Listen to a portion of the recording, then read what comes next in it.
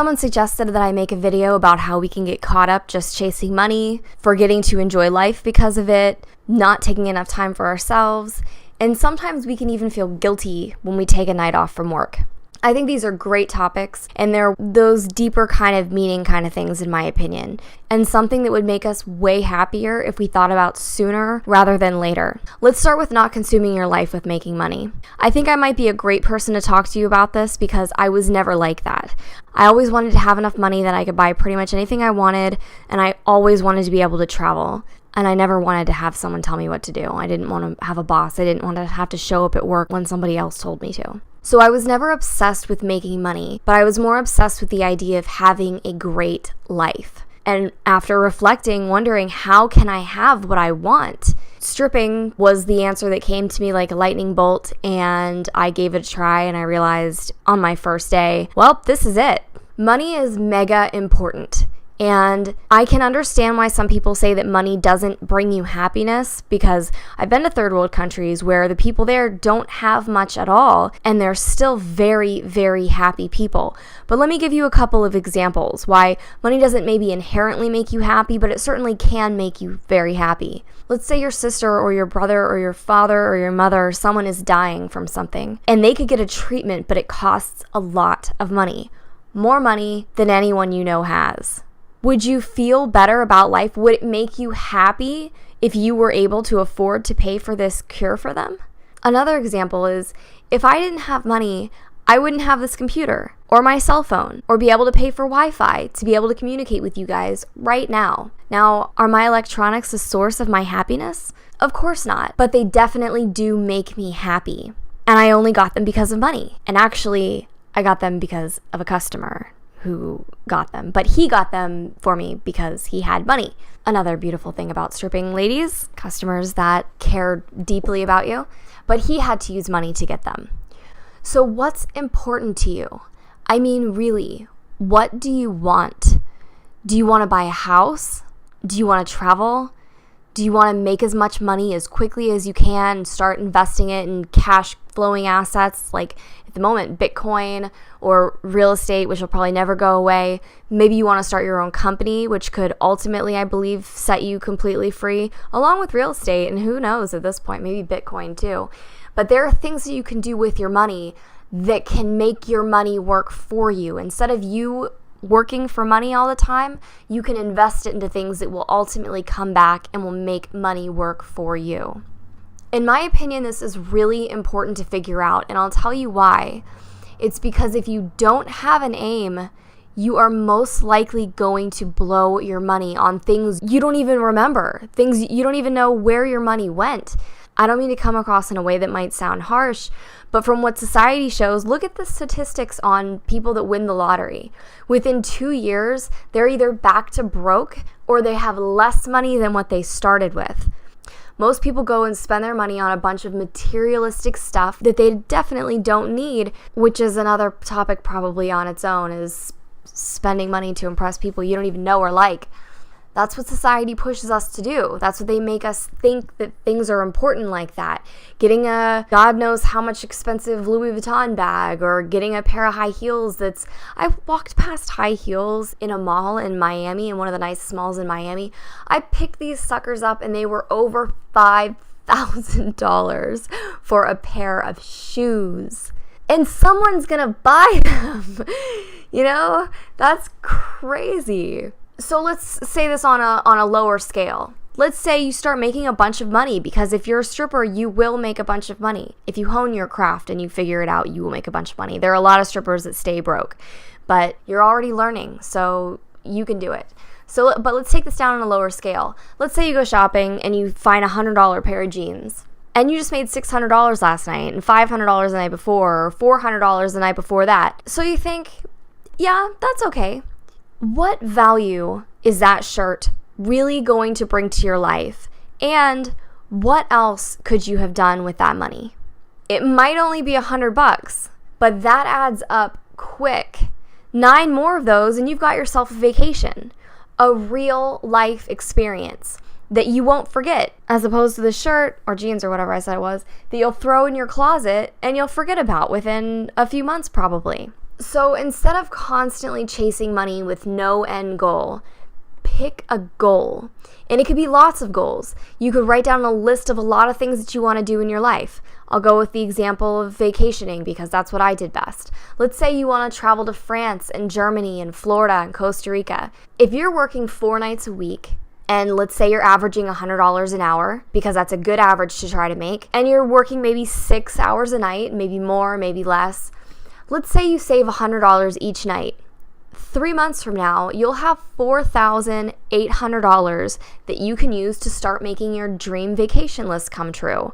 So go book that trip to France. And by the way, I just looked these prices up for a round trip ticket from LA to France, and it was $360. You would be surprised at how cheap you can get some of these vacations for. And there are plenty of resources to make it so that you can get really great deals. So you have $4,800 to go on this vacation. You'll most likely leave that vacation still with a lot of money. Hopefully, if I were you, I wouldn't blow it on a bunch of trinkets and, again, stuff that just piles up that you really don't need, that really adds no value to your life. Take a lot of pictures, build a collage of something, but don't buy $20 little things to stick on your shelf. I mean, if it makes you happy, go for it. I'm sure it can make some people happy, but so now when your vacation is over, you come back from your vacation, you still have a lot of money left over probably that you can save for your next vacation or use it for something else. And you can start the cycle all over again. Saving again for the next 3 months, you'll have the same amount of money, if not more, for your next flight, and now you're off to Germany. You can literally knock your list out in 12 months. Does that make sense? Are you seeing the magic in this? I used to travel all the time, and when I would come back to work, I would have girls tell me how much they wish they could do the same thing. And I never understood that because we had the same job.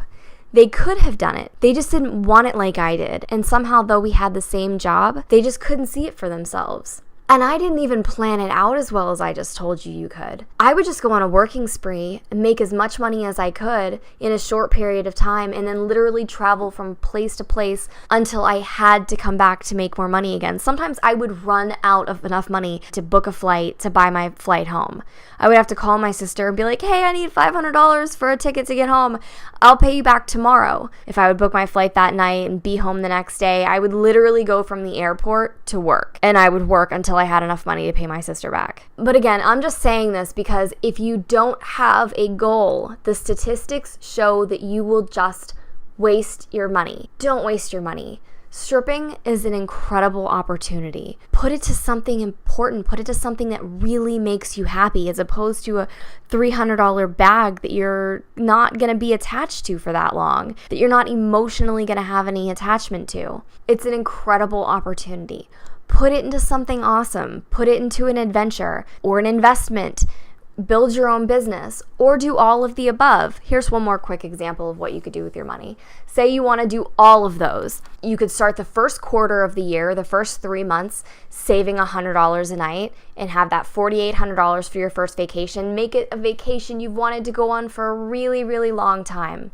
Take that money for your vacation and have a blast. Maybe make it a long vacation. Maybe make it a month-long vacation.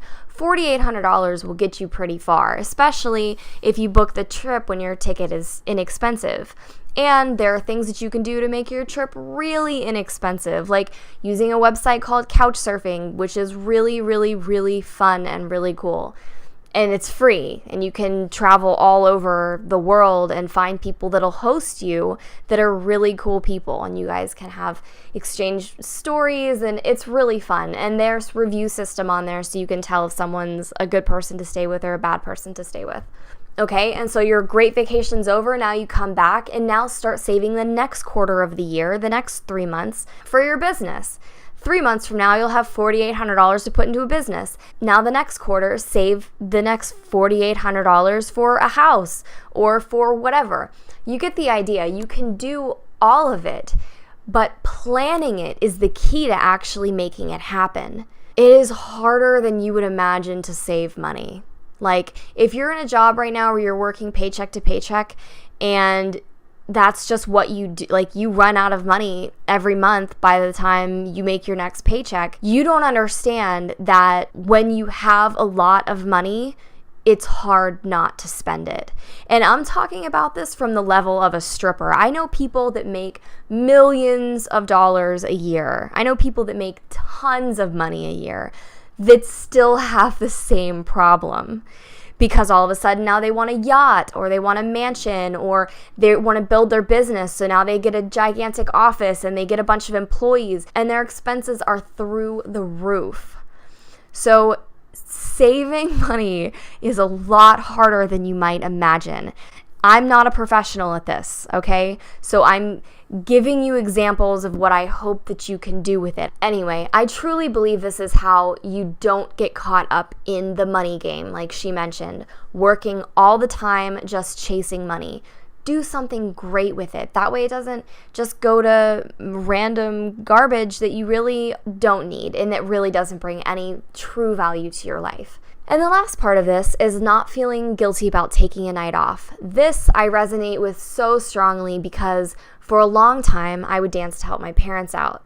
And some nights when I wouldn't go in, I would think about them and how much they needed it and they could use it. And it would make me feel like a spoiled brat for not wanting to go do work that was physically incredibly easier than what my father did for work.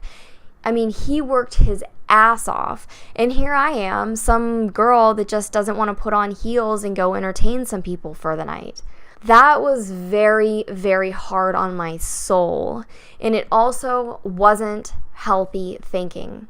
Like I mentioned in another video, I believe if you had dedicated certain days of working and certain days of taking off, life would just be so much better. You wouldn't have that feeling of guilt because you're just not doing that. You're going to work when you're at work and you're going to play when you're at play. Meaning while you're at work, you're not messing around on your phone, you're not posting pictures, you're not going through any social media, you are working. You're not gossiping in the dressing room, talking to people, you're not talking to the managers, messing around, wasting time, you're not in the DJ booth, you're not in the bathroom, you are working, you're in front of customers, you're entertaining, you're having a good time with customers, you're fully focused on customers, on making them happy so that you get paid. And that, by the way, is how I looked at work. I focused on my customer, making him as happy as I possibly could. Maybe not that happy, but as happy as I could legally. And then I would get paid. I don't believe in half-assing being with people. When you're with them, be with them, especially your customers. Make them the most important thing in the world to you at that moment. Don't be scanning the room looking for your next person. Be focused on the man right in front of you. And when you're having fun, have fun. Don't look back and think, oh, I wonder what's going on at work. None of that. Have fun. Don't think about work. And this is not just advice from some random girl on the internet, by the way. This is advice that I heard from a guy named Dan Sullivan, who is, I believe, the leading coach in the world for entrepreneurs, which is exactly what you are as a stripper. As an entrepreneur. You don't work paycheck to paycheck. You make your path, period. So I hope that this helped. This was a really fun topic for me, actually, because I do believe it's so important. It's one of those things that isn't just about money. Like, what is the meaning of what you're doing with your life is really the core of this, I felt like. So if you want to live a great life, stripping can be that vehicle for you. If you make it that way, because you can spend a lot of time and make a lot of money and waste it on a bunch of stuff that you really don't care about and look back 10 years from now and be like, what the fuck did I do with all my money? Don't let that be you. I told you guys, I did this for a really long time and I worked with a lot of people that I see in the same position from when I started to now. And I'm not saying they were ever in a bad place, but I can certainly say that I know a lot of us could have done a lot better with our money. So I have a bunch of experiences that I am very thankful for. I don't regret any of that. And I hope that you do something with your money that really makes it so worth it for you. So thanks to the beautiful lady who asked me this question. I hope this was at least close to along the lines of what you were suggesting. And for anyone else that might have a question, please feel free to ask. And if it's something that I feel I'm knowledgeable in, I would love to share my insights with you. For now, stay positive, and I will talk to you later.